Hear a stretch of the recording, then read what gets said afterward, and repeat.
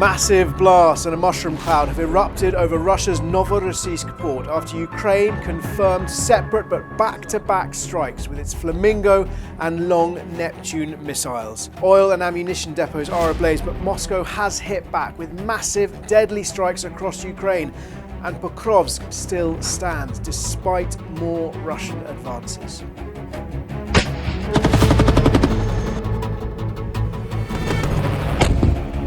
Kharkiv again. My name is Jerome Starkey. I'm the defence editor at The Sun newspaper, and this is Frontline, your weekly roundup of the most important news from the war in Ukraine. Extraordinary footage has shown massive explosions and a mushroom cloud billowing over Novorossiysk at the eastern edge of the Black Sea. That is the port city where Russia's Black Sea fleet is now based after it was forced to retreat from Sebastopol in Crimea. Ukraine's armed forces have claimed that a massive joint operation involving the SBU intelligence service, the GUR, special operations and border guards were involved in striking multiple targets in Novorossiysk in Krasnodar Krai, including pipelines, pumping stations, oil storage facilities, berths, and there's unconfirmed reports that an ammunition depot is also ablaze. Military sources have suggested that an S-300 or S-400 air defence battery was struck. It may well have been a missile storage site that we've seen exploding. That situation is developing as we speak, and more details will certainly emerge over the next few hours and days. All of this, interestingly, comes after Ukraine's President Zelensky confirmed that long Neptune missiles had been fired at targets inside Russia. And he said on social media, on his Twitter account, that Ukraine was producing more. And that comment came 24 hours after Ukraine's armed forces confirmed that it had been using Flamingo missiles and Bars missiles and indeed Lutyi drones, long-range drones, to hit targets in both occupied parts of Ukraine, in Zaporizhia and Donetsk, and against targets inside Russia. We heard from the Russians that a suspected Flamingo missile, was intercepted over the city of Oryol. That's about 100 miles northeast of Ukraine's Chernihiv region, so not particularly deep inside Russia, certainly because the long Neptune has a range of some 3,000 kilometers.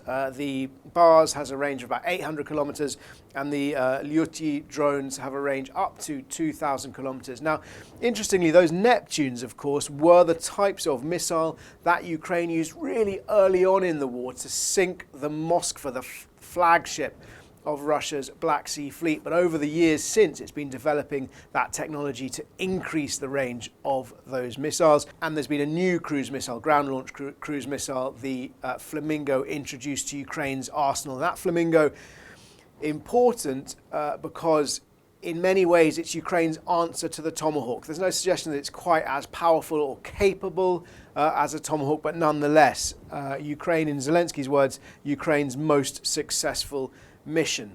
Russia's reply, well, over the last 24 hours, it's launched 450 missiles and drones at targets across Ukraine, and terrifying footage has emerged, particularly from the capital, Kyiv, of explosions in the sky and dozens of tower blocks, residential tower blocks ablaze. And if you wanted a contrast between the approaches of these two armed forces, that is it. The oil terminals and ammunition depots on fire in Novorossiysk, homes on fire in Ukraine.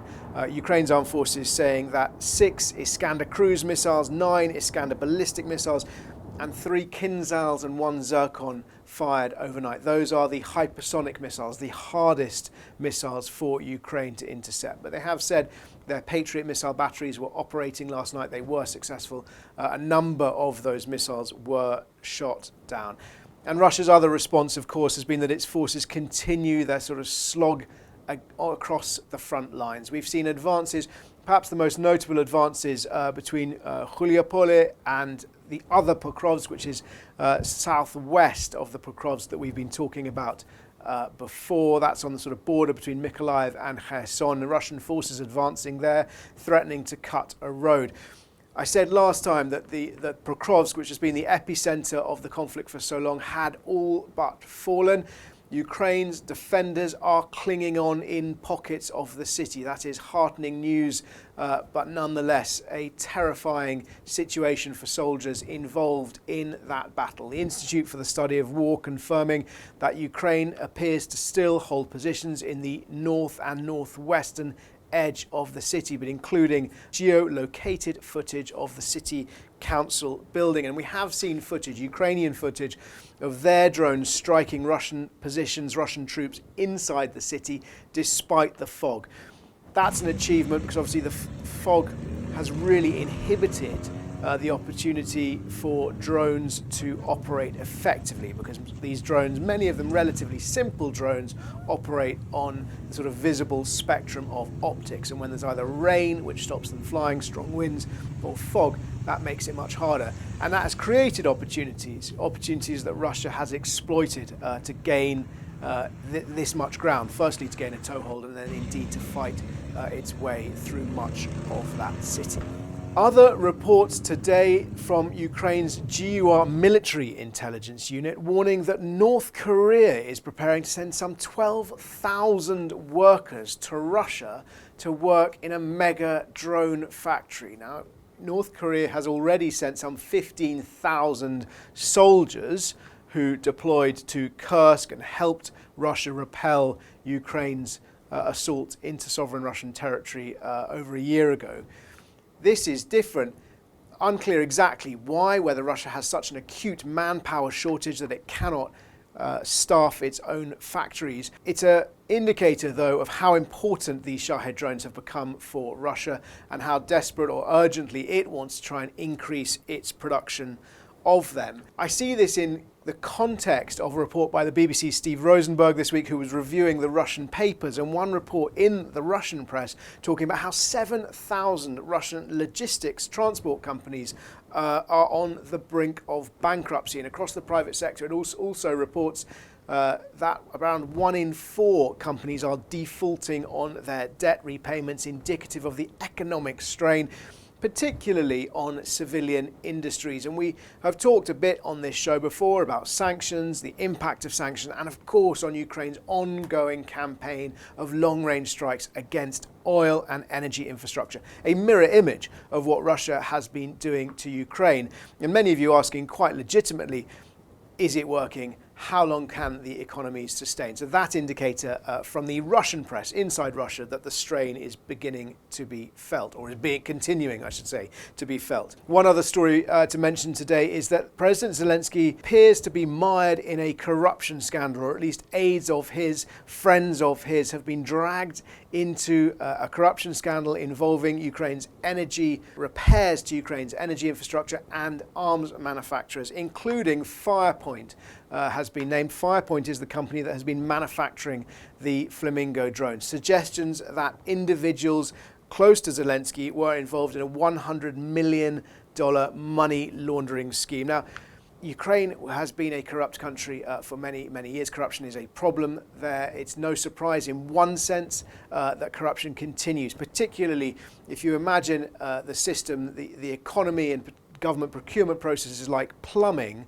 What's happened as a result of this war is a huge high-pressure hose pipe has been plugged in to try and get money in order to try and give Ukraine the means to continue to support itself and to manufacture the weapons it needs to defend Russia. So some element of leakage and corruption is inevitable. But this is, I think, a really serious concern for Ukraine, because fundamentally I would argue that corruption would be one of the greatest risks to the country in terms of undermining the appetite for support, undermining support for Ukraine among the publics of its closest and most reliable allies. And the other risk, of course, is the manpower crisis that we talked about last time, the manpower crisis that Ukraine continues to face.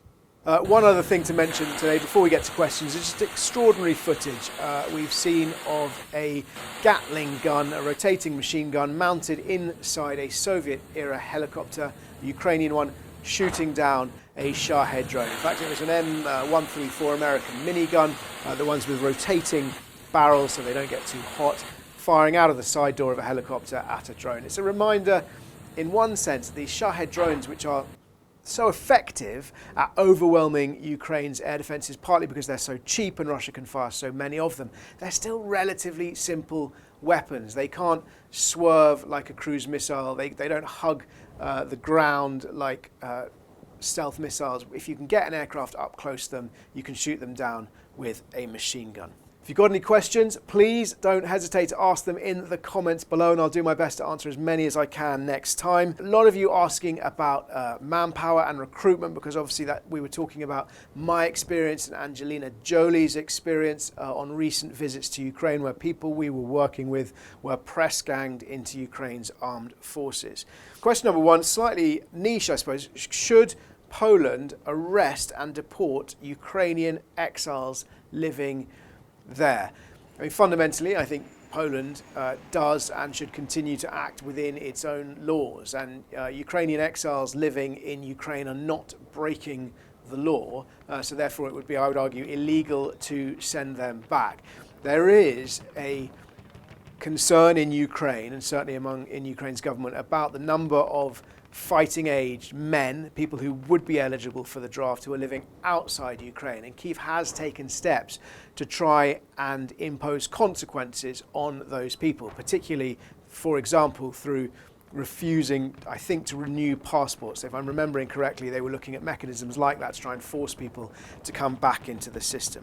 Question number two, does Ukraine use mercenaries? Ukraine would argue absolutely not. It does have an international legion where foreigners are welcome to volunteer and join Ukraine's armed forces as contracted professional soldiers. So in the same way that France has a foreign legion, in the same way that Britain recruits Gurkhas from Nepal, rather than mercenary units who are simply sort of hired guns, hired on an ad hoc basis. Question number three, could NATO or could troops from non-NATO nations be sent in? Short answer, yes, in theory anything is possible, but what roles would those troops be doing? What would the relationship of those troops be to the countries from where they herald from? If those troops are fighting, then that would be, Russia would consider that an act of war. If those troops are taking over rear echelon roles, which has been suggested before to allow Ukraine's forces forward, then of course those rear troops would still become vulnerable to air, missile and drone bombardments by Russia. If they were killed, that risks dragging that country in. So yes, it's possible, but it's fraught with the risk of escalation. Certainly, ministers in this country, in Britain, from the previous government, were very strongly advocating for Britain to do that, to send forces to eastern Ukraine to relieve the pressure on Ukraine's armed forces. It hasn't happened. There doesn't appear to be that same appetite to do it now. Britain's talking about the coalition of the willing. I think that feels like a red herring, though. This coalition of the willing, ready to send troops in at a moment's notice if there's a peace deal, relies entirely on Russia accepting those terms, accepting the deployment of Western forces in Ukraine. And that is, to use Vladimir Putin's language, the sort of what he would describe as a root cause of this conflict. I mean, he has started this conflict, but I can't see any way that he would agree to those sorts of conditions. And finally, is the UK increasing its production of Storm Shadow missiles? The short answer is yes. The government announced that in July, and it's also promised to invest £1.5 billion in a number of 6 ammunition and explosives factories. Thank you for watching. If you've got any questions, please do ask them in the comments below, and I'll do my best to answer as many as I can next time.